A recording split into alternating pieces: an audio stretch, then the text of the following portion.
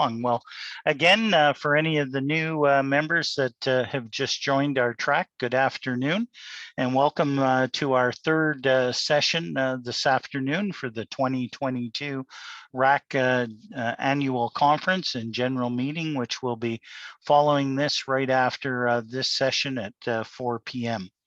I'll start by introducing myself. My name is Alan Boyd. My call is Victor Echo 3 Alpha Juliet Bravo, and I am the Vice President of RAC, and I'll be your moderator for this session this afternoon. We welcome you all on board on behalf of our President, Phil McBride, and our Executive and Board of Directors. We appreciate you being here. This afternoon's session is going to pertain to attracting and retaining new amateurs into the hobby. And we have quite a number of presenters this afternoon that have done their own thing. We're going to limit the time. And I'm not sure if all presenters are going to be here this afternoon, but they've worked behind the scenes in putting this presentation together. So we're going to limit the time per presenter. There are a few videos that we're going to show you and give everybody a time to speak and present their ideas on what they've been doing to retain new amateurs to the program. If time permits, again, we'll open up questions and answers toward the end of the session. And if you have any, please put them in the chat line and we'll make sure they get read out at the end. Or at the end of the presentation, put your hand up, raise your hand, and we'll bring you in that way. So our presenters this afternoon is going to be Jason Tremblay again, V3JXT. We have Brian Jackson, V6JBJ. We have Phil McBride, VA3QR. We have myself, Al Boyd, V3AJB. We have Al Penny, VO1 November Oscar. We have Rob Noakes, V3PCP. We have Adrian Stimson, V7 November Zulu. We have Harry Jones, V3HYS, and Harishi Takahashi, VA7 LET, and Roger Egan, VA3EGY. So there's quite a number of speakers aboard this afternoon. I'm not sure if everyone is in attendance, but I'll call each person in, and please let me know if you have a video or that you want addressed with your session. So with that, the topic again is attracting and retaining new amateurs. So I'll go in the order that I read them out, no particular order. So with that, we'll start with you, Jason, since you finished off. Any comments or suggestions or anything from your end? So I have a few programs that I'll be introducing in this section here. What I think, Al, is prudent is Brian has prepared a video about what RAC has done in the past. So let's pull up Brian's video so that people can understand what RAC has done, because I hear this all the time, and I'm sure Phil hears it all the time. All right. RAC has been very much involved in youth and going out and reaching out to new amateurs across this country through our training programs, through many different programs. So I think this video that we have will sort of give you some insight. And then from there, we'll bring the groups together and we'll show a couple of videos of what smaller groups are doing across the country. Okay, and then we'll bring it all back together at the end to a round table where we can talk about what the future may look like. Okay, very good indeed. Now, Rob, are you on board here? Yeah, I'm here. Okay, and the name of your video, please, because I've got quite a number here in our session. It's Invergure Ham Radio Club. Okay, let me just bring that up. And then we've got Brian, and then we'll go from there. Okay, very good. Let me just minimize this, bring this up. And with that, this is Rob's video. And we'll start with this. Let me just minimize this for a second. Go back here. Make sure that's done. It is. Okay, we'll go here and that.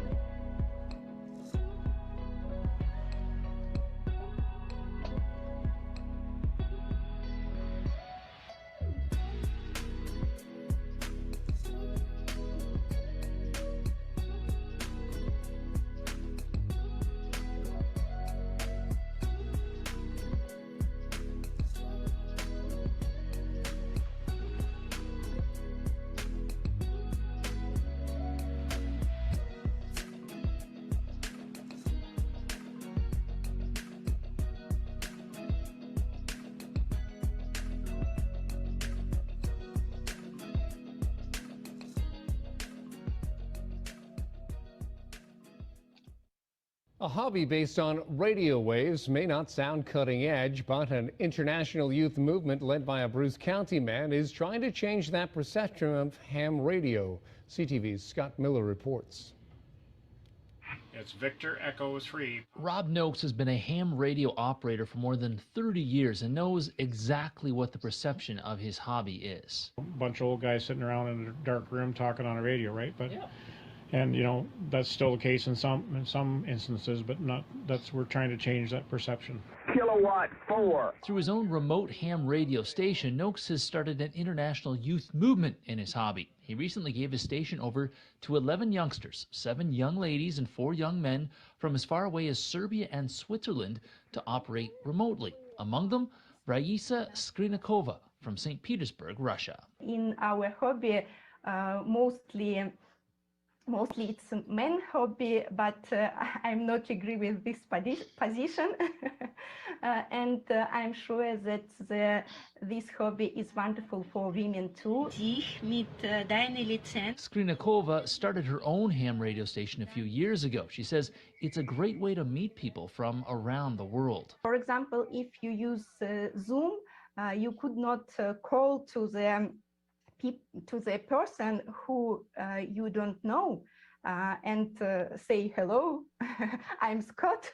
While talk of politics, religion, and sex are usually off limits in the ham radio world, Skrinikova's Russian background has made for some more intense conversations over the past few months. I thought that in ham radio it wouldn't be so difficult in this situation, but now I really feel some problems, but of course all my problems are nothing if we will compare with the problems from Ukraine side. Politics aside, Noakes says his young ham radio operators from around the world are meeting fairly regularly through his remote station in tiny Inverhuron, trying to bridge a gap during difficult times. It's relevant because when all else fails, you have ham radio. Back to you, Seamus. E3PCP. In Inverhuron, Scott Miller, CTV News. Okay, thank you for that. And Rob, I'll turn it over to you if you want to have any comments. So Rob Noakes, V3PCP, please go ahead. Yeah, okay, thanks very much. As you can see, our club does a lot of different things throughout the year. Everything from, emergency operations to remote operations and community engagement. Just this week, we went to a community recreation expo, set up a display there, and the only physical radio I had there was a handheld, and I used it to connect through my remote, or not through my remote, through my crossband repeater in the truck, and connect with area repeaters. And also had my computer there with a big monitor and so forth to connect to my remote stations at home, both the HF and VHF stations. So, you know, having or using, I think, technology is a really good way to try and attract certainly youth, because, you know, one thing that youth embraces is technology. And, you know, I can pull up my phone and show them, you know, I can connect to my remote stations at home, and I can, you know, talk to people using my cell phone through the stations. So it makes for you know, a little bit more of engagement, especially with younger people.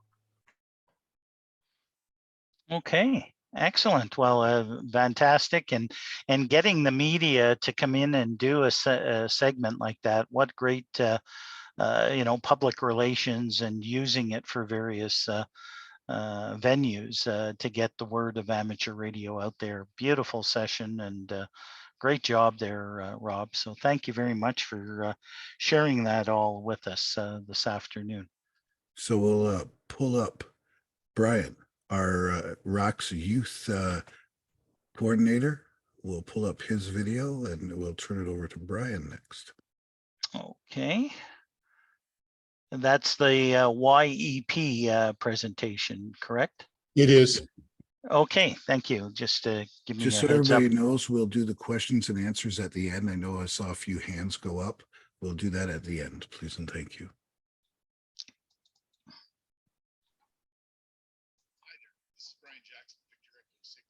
Hang on just a sec here. So while Al's loading that, Brian, why don't you introduce yourself to everybody? I am Brian Jackson, VE6JBJ. I've been the youth programs coordinator for a while. I'm trying to do what we can. I have a vested interest because I'm a middle school teacher in Alberta. And since 2004, I've been trying to find different ways to integrate amateur radio into my own classroom. I'm also one of the ARIS mentors, the three Canadian ARIS mentors, trying to connect kids from around the country to the International Space Station. One of the ideas that we've been using quite successfully on board the ISS, and looking for certainly more ideas, not just with youth, but with other new amateur radio operators. Okay, let me fire this video and away we go. Thank you. All right.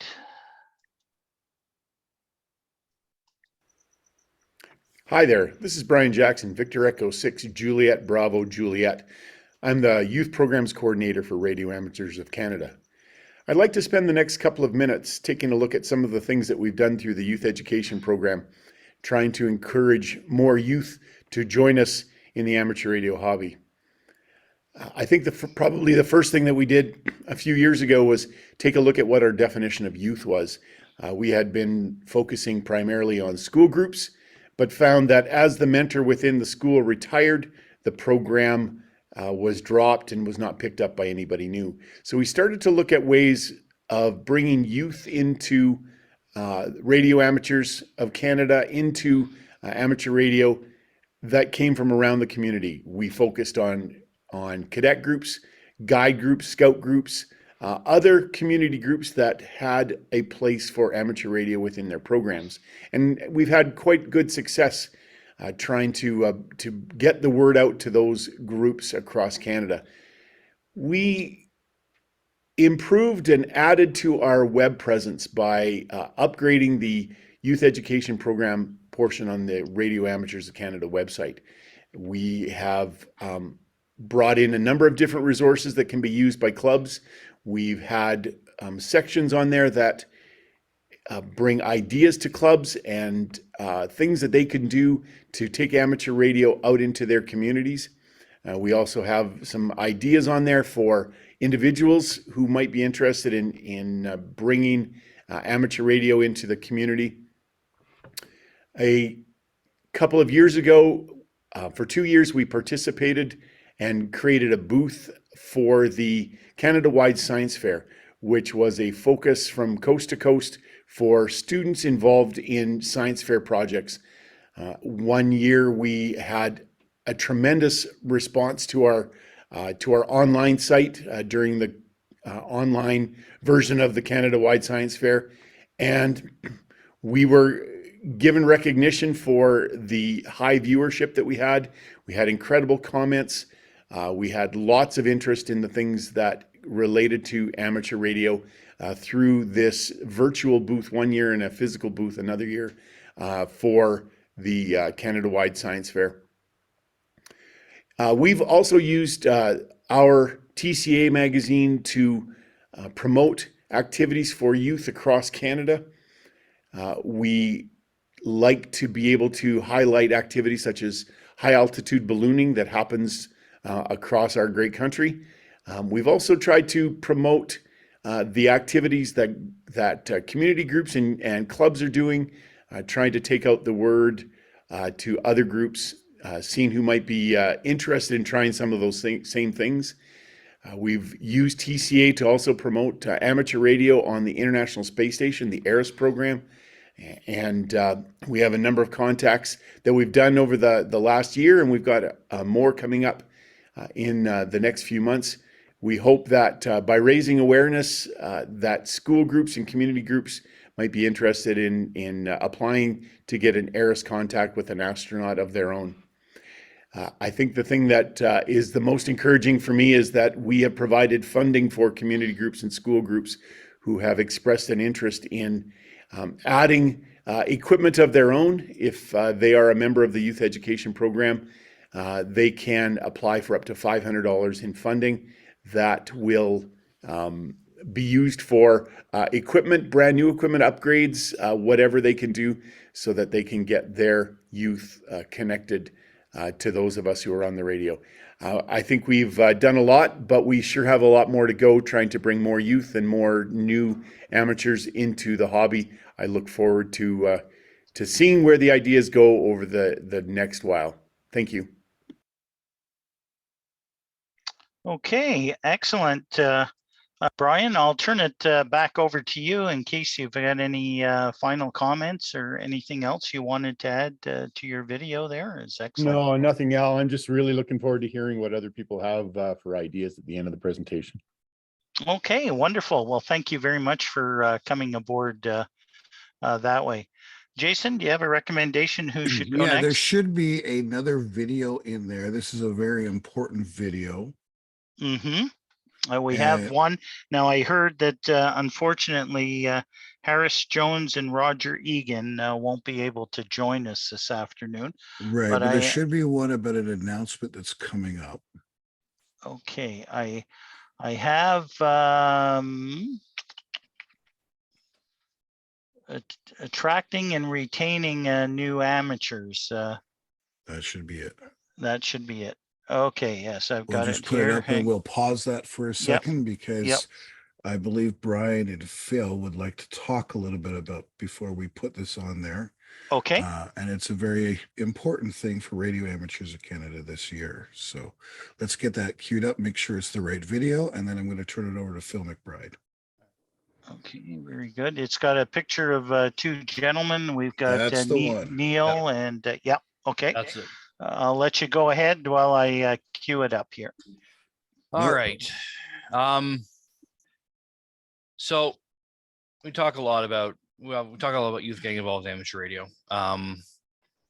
And a couple of starting at Dayton this past year, a couple of hams from Ottawa approached me and said, "What and gave me an idea." And they had an idea. I said, "Well, run with it, go for it."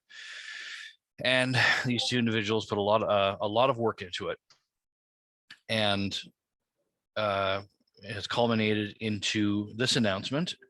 Radio Amateurs of Canada will be hosting an IARU Region 2 Youth on the Air camp at Carleton University in Ottawa, Ontario in the summer of 2023. I'm sure a lot of you have read about the other YOTA camps that have happened in South America and then have happened in the United States. This is going to be the first one in Canada. So There you go. RAC is going to host it. So let's roll the video, and then I can answer questions that might come out after the fact. Go for it, Al. Okay. And hang on here a sec. Can everybody, let me just expand this. Can everybody see that? You just, where are we going here?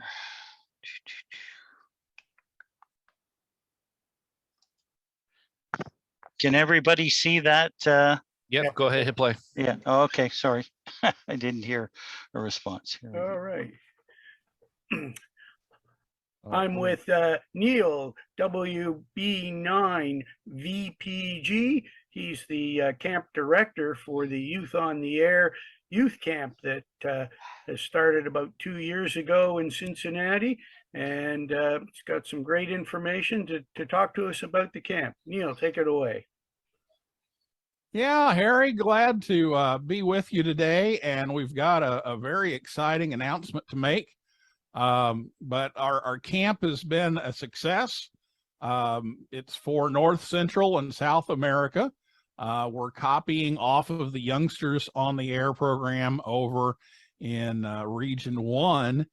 We sent a couple of guys over several years ago to kind of check it out and get an idea of what's going on so we can copy it. And we've been able to run it for 2 years now, and we're really excited to announce that we're going to partner with Radio Amateurs of Canada this year and host the camp in Canada. That's excellent. I don't suppose you know who you've got as your Canadian contacts. Well, it might be you and Roger Egan. Yes, BA3 Echo Golf Yankee. This is great news, Neil. So we're really excited about being on the Carleton University campus in Ottawa, July 16th through the 21st of 2023. And we're really excited to get this program going. We've said all along that this camp is for all of North, Central, and South America, and we've been in the U.S. 2 years in a row now. So we're excited to be moving around a little bit. And to think I went to Dayton, I didn't come home. I spent hardly any money, and I still came home with a massive project. Yes, you did. That's what happens when you run into people at Dayton and they say, "Hey, why don't you put in a proposal to host Yoda Camp?" So you've got a video, I guess it promoted last year, Neil. You want to show that to us and tell us what's going on? Yeah, I'd like to show you a little bit of the video that was from last year's promotional video. So this is actually camp footage from 2 years ago. But we really take a hands-on approach to the camp and do a lot of things that they normally wouldn't be able to do, like this high altitude balloon launch and some of the, the fox hunting and things that are a little more difficult to do.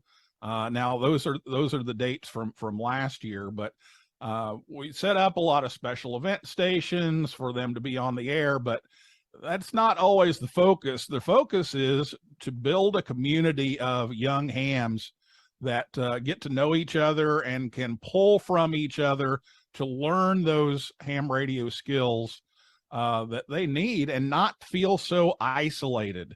The young people are there in ham radio, but they don't always feel connected. And so this is really designed to build that community and give them a chance to do some things that, you can't do online. You can't do otherwise. So we're really excited to bring this to Canada for 2023, and looking forward to other locations and coming back to Canada at some point. So we'll figure that out after 2023. But we're very, very thrilled to have a new location for this year.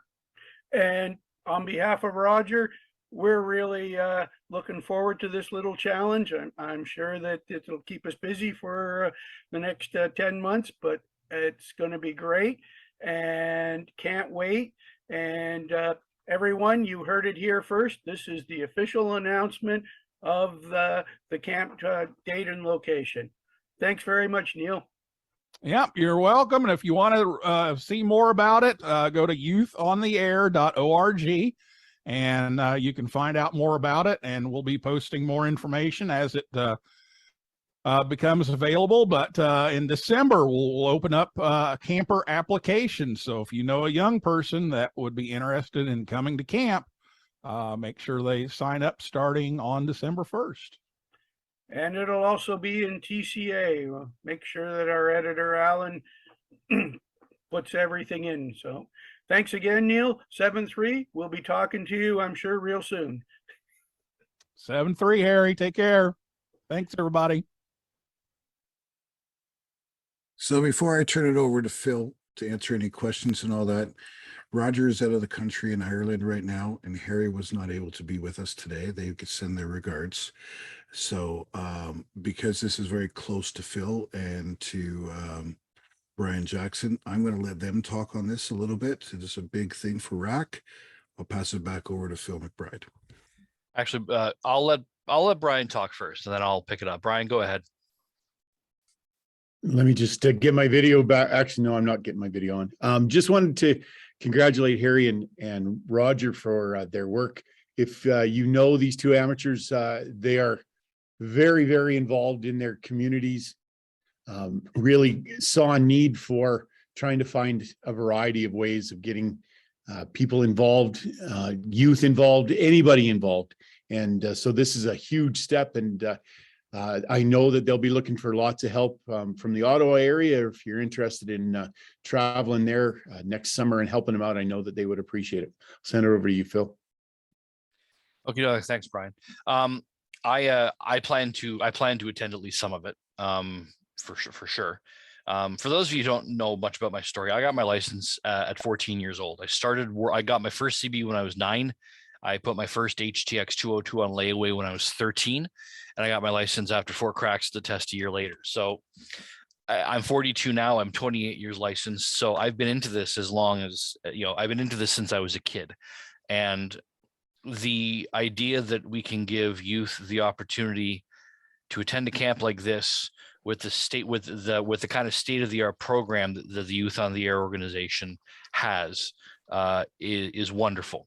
A couple of things I encourage you to think about. If you know any kids, any youth who would be interested or who would benefit from such an event, point them to youthontheair.org and start keeping an eye for the opening of registration.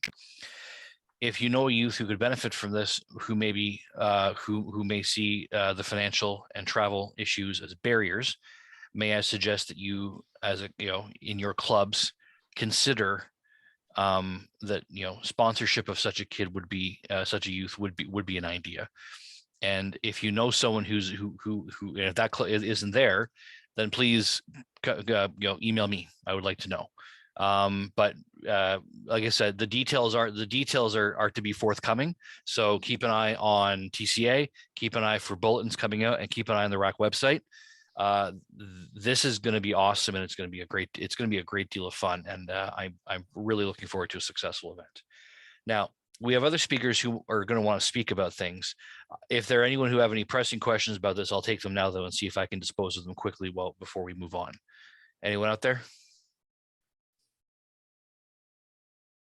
And I don't see anything on the website. I just want to make a correction. The gentleman's name is Harry Jones, and I think I said Harris, so I apologize for that. And of course, Roger Egan. So excellent video. Thank you. And so no, there's nothing on the website right now because this was the announcement. It will be going up. It'll be up soon with an official press release. But we were holding everything back until today. This is the announcement. You heard it here first, folks. We've got a camp coming to Carleton University next July. So Alan, I know we still have some stuff in the can that we can use at this point in time. I'm looking at the time, Yep. And I know Phil's going to have to deke out pretty soon and get ready for the AGM. Right. So we have two options. We can go with Q&A right now and see if we can build a discussion and that. And I must remind everybody, this is not just about youth.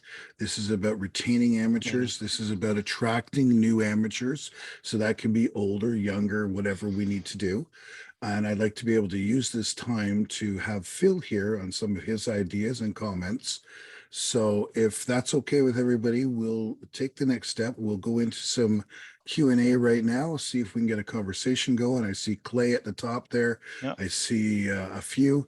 So why don't we do that? And we'll start engaging some conversation. Phil, we'll let you know at about 10:02 so you can deke out and get ready for your next. Okay, very good indeed, Jason. I just wanted to make just a quick comment, something that we are doing from our local club. One of the things that I do on behalf of our local club, I'm president of the Manitoulin Amateur Radio Club, but I'm also a volunteer examiner. One of the things that we have done when I test people across Canada, and we're doing it online because of the COVID situation, we have started a weekend, as many clubs have, a Zoom get together. And it's not just for club members. We've opened it up to anybody that's interested. And because a lot of the people that I'm testing online are from more remote areas of Canada that don't have a local club, I have sent an invitation to our Zoom get-togethers. We pick a different topic each week, as I know some clubs possibly do, and you invite new people into your Zoom group using the technology and sharing information, and they're able to learn as a new amateur. The formulas work great, and I looked through the list and I see a couple of the members that are on board today. So thank you for attending and joining us that way.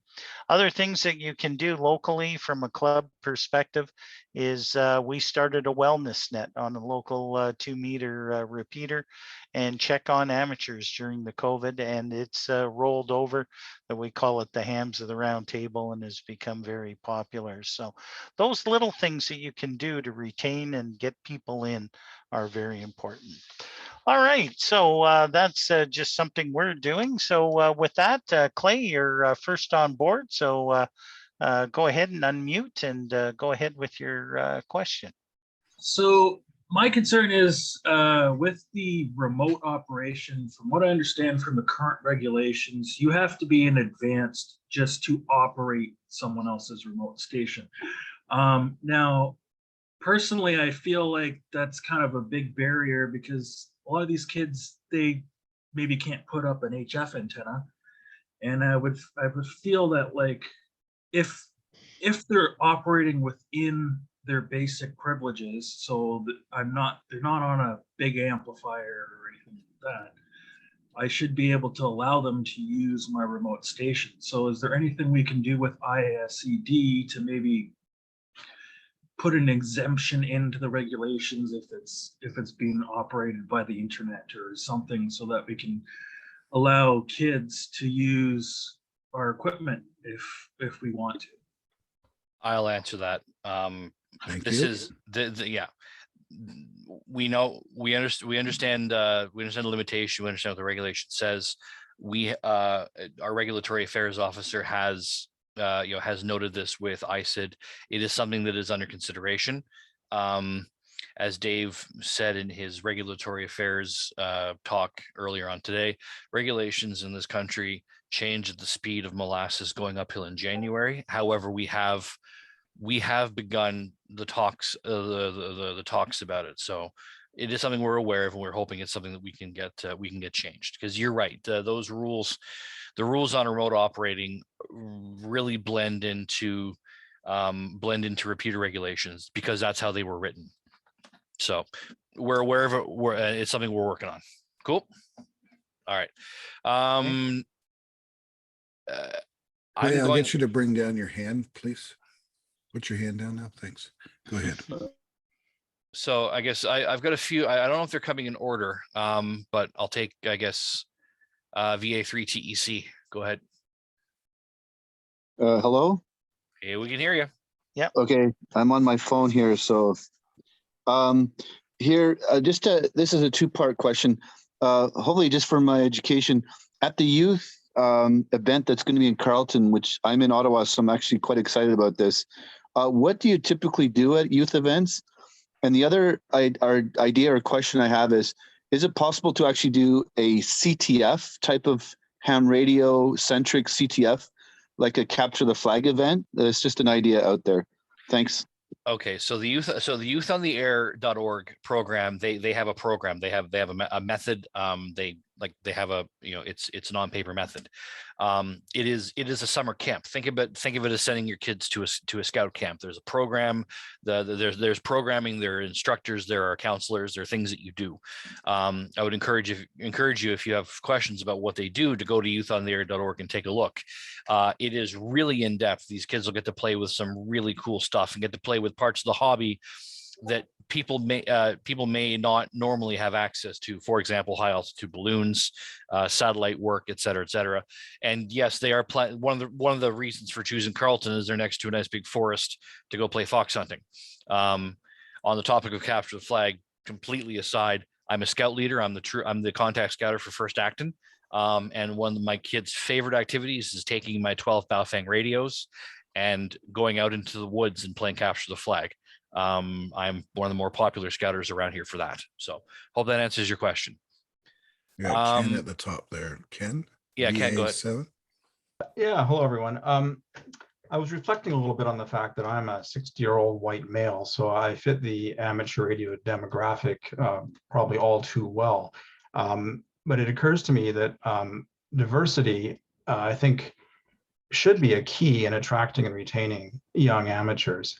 And when I look through the pages of the Canadian Amateur, I see a lot of white faces in there.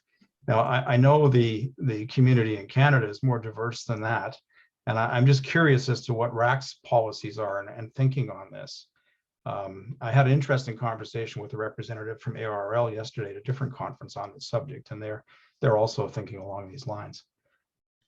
I'll just that's all I've got there. I'll wait for a response. We have two people that might be able to give an opinion on this. Phil, I'll let you go first, and then we have Al Penny, and I'd like Al Penny to.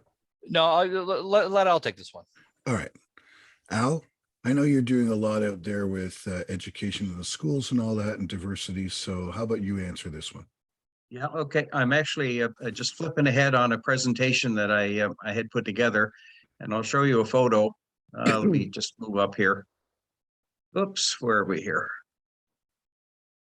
Anyway, I was going to say, if you remember the cover of TCA last year, there was a photo of Stephen Zhu, an air cadet or correction sea cadet, with I think it's Royal Canadian Sea Cadet Corps Niagara. And he's an amateur radio operator. He became an amateur radio operator through the efforts of one of his instructors, Lieutenant Matthew Batten, whose call sign I forget right now. But Stephen is, you can tell by the name, of Oriental descent, and very big into amateur radio. In fact, he's gone on to pass his basic, his advanced, his CW, and is now a CW instructor. And so there's certainly diversity in the part of the young people there that are getting involved with amateur radio through Sea Cadets. Teaching the basic course, we're up to, counting the people registered now, almost 1,500 people have registered for the RAC online basic course in the past 2.5 years that we've been teaching it. And I can assure you that that by the names, and there's a lot more than just 60-year-old white males taking the course.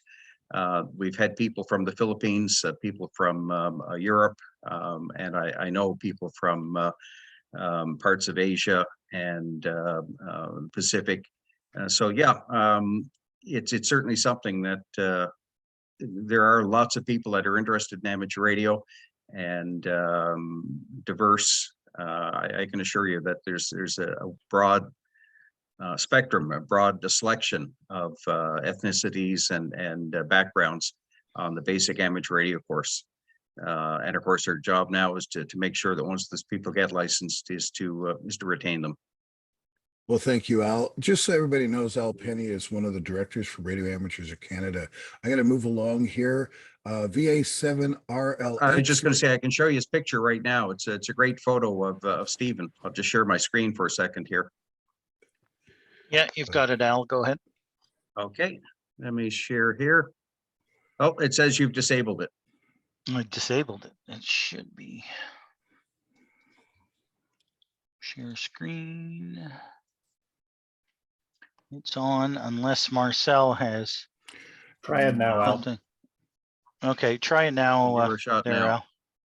Nope, still says it's disabled. Okay, it doesn't matter. Stephen is a Give it a senior whirl. community. Oh, okay. Let's try again. Oh, there we are.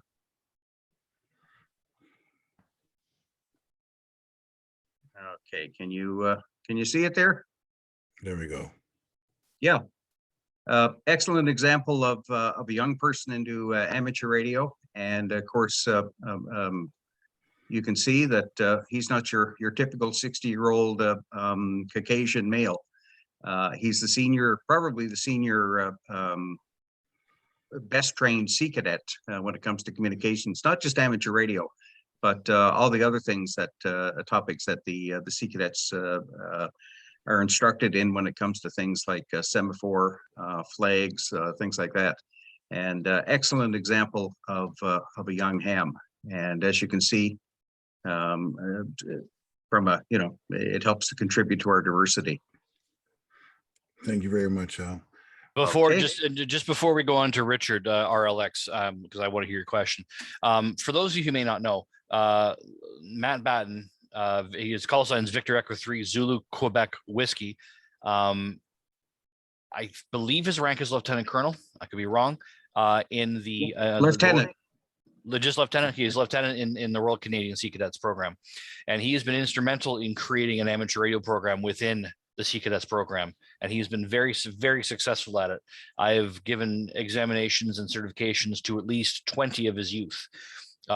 He's responsible for probably between 80 and 100 youth amateur radio operators just in the province of Ontario alone, who are extremely involved in amateur radio and using the skills of amateur radio with ACP 125 and ACP 126. That's Allied Communications Protocol, NATO protocols, and they are also involved in CFARS, the Canadian Forces Affiliate Radio System. So there are programs out there that are being developed by hams, by RAC members, that are really kicking up the youth content in a way that we haven't seen before. So I just want to let you know that. Keep an eye on TCA, because every once in a while he puts an article out there.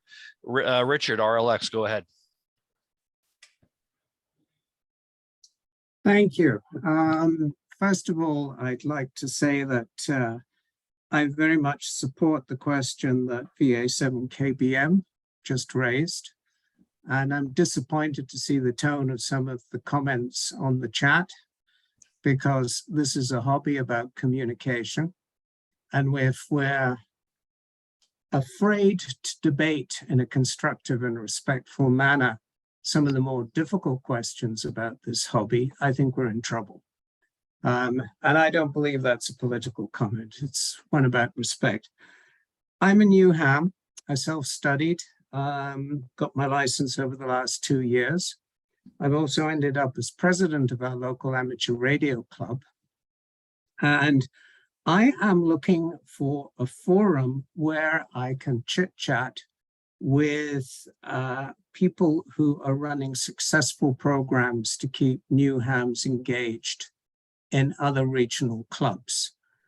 Because what we find as a regular pattern is most of our amateurs are not active on our 2-meter repeaters, and they're the first place that new hams go to. And there are many hams that, quite frankly, I don't think are just interested in communicating in a basic way with new hams and encouraging them. They're off doing their own thing, and they don't see any role, any responsibility that a ham should promote the growth of their community. I think there's a cultural weakness in the ham community. And I think a forum on the RAC website where different clubs can exchange ideas about what's worked to encourage and engage new hams will be very useful. Because I think it's a big thing for the RAC to try and fix this all on its own. Well, that's actually that's a lot of what the field organization is going to be about, and that would be a question. That would be something for Jason to speak to. Yeah, I was just going to say, in my last presentation that I just did, that is a plan moving forward. We are implementing a national and also sectional community and youth coordinators. Part of their role will be the engagement, and that through not just the club side of things, as we've heard throughout today, the educational side of things through social media and media educational programs, because there are a lot of people that do meet nowadays online. You will see all sorts of Discord forums. You see, Zoom chats. You see forums on Facebook, all this other stuff. So what we are looking at doing, and this is why we're looking to gain more volunteers willing to help us, is we are building a system across Canada where our coordinators can work together both at a national level and at the local level to see how best to fill the need to meet what these people require, to reach out to these people. And Phil and I, we're often on different media things where we've actually engaged in some of these conversations and that. So we are looking at doing that, Richie, and we're hoping, and it will take some time, it's not going to be an overnight solution. We're hoping in the years to come, RAC will be able to diversify to both in-person and include social media and other types of programs to be able to engage individuals, maintain, and support individuals as we go on. I hope that answers your question. And if I can just add to that, Jason, one of the things that was brought to my attention, of course, running Zoom get-togethers, is other clubs are having trouble to find speakers to come into their local group and talk on certain topics. I mean, we've got hundreds of amateurs out there with specializations in certain aspects of amateur radio. So what we're looking at, and I've been talking with our editor, Alan Griffith, on it, and as Jason and Phil have mentioned, we're looking at the possibility of putting together some type of club corner so that you can actually go to and say, I need somebody to talk about satellite communications or D-Star or this aspect, and then have contact information with it and share that. So something, a few of the things that we're looking at behind the scenes to answer that question. So thank you for bringing that forward. So we've got time for about 2 questions, and then Phil has to go, and we'll be jumping into the AGM. I got Brian, VE7JKZ. Okay, thank you. I hope you're able to hear me. Yes. Yes. Okay, Perfect. great. I just want to throw out a few comments, I suppose, more than anything. Well, I guess I'll start off by saying I'm 80 years old, so your classic long-term radio amateur.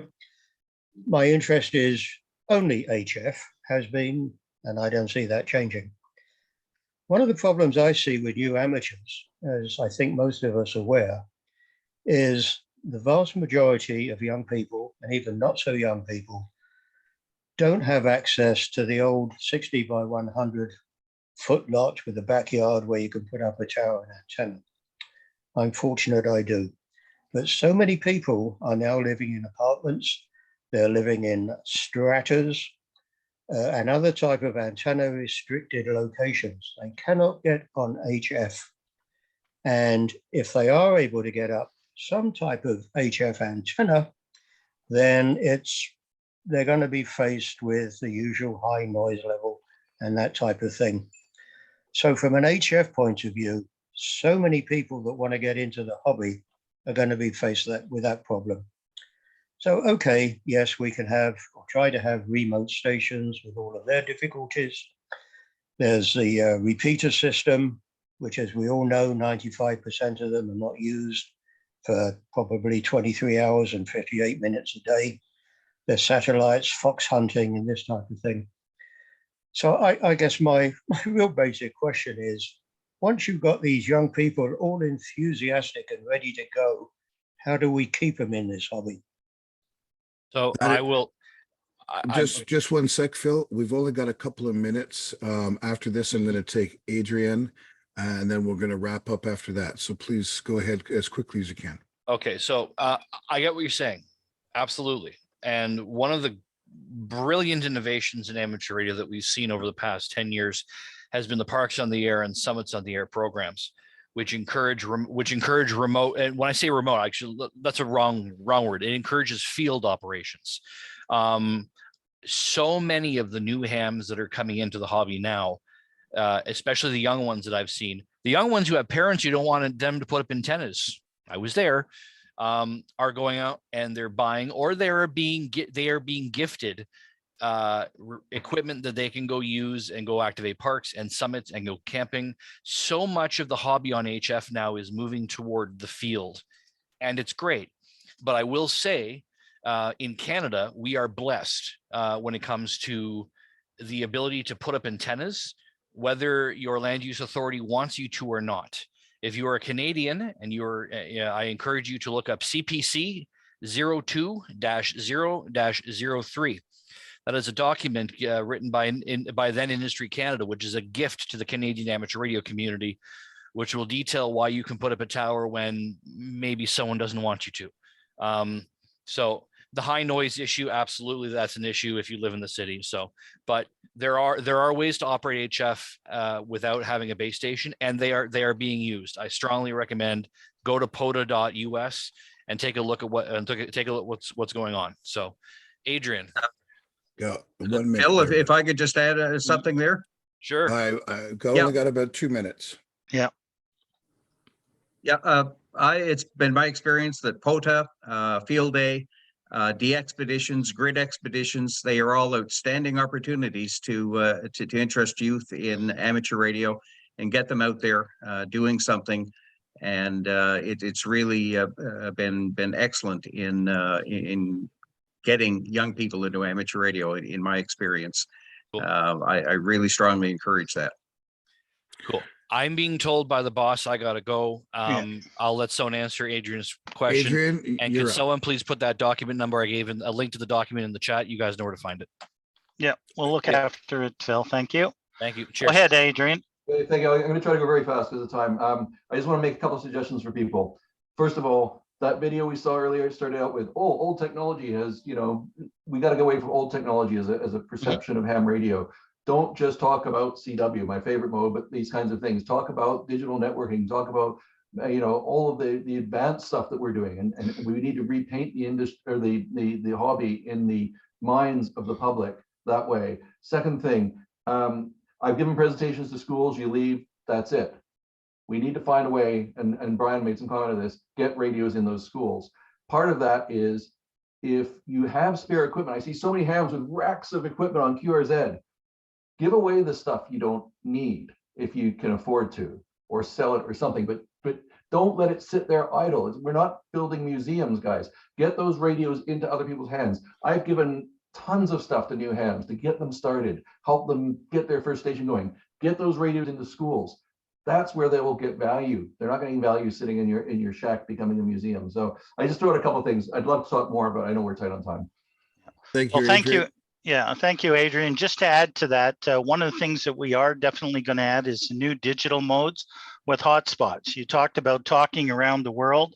One of my fortes is building with Raspberry Pis, putting hotspots using the various different new technology out there with a handheld and being able to connect to a reflector.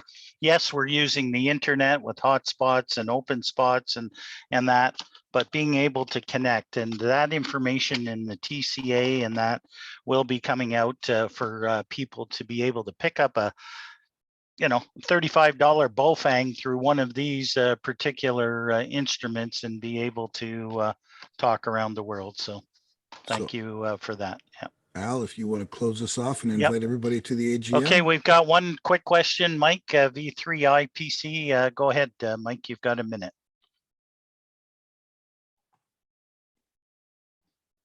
And Mike looks like he's gone. Okay. Oh, While we're waiting, I just want to mention Hello? that the Can you hear latest me? RAC online course, basic course, starts on Thursday, the 29th of September.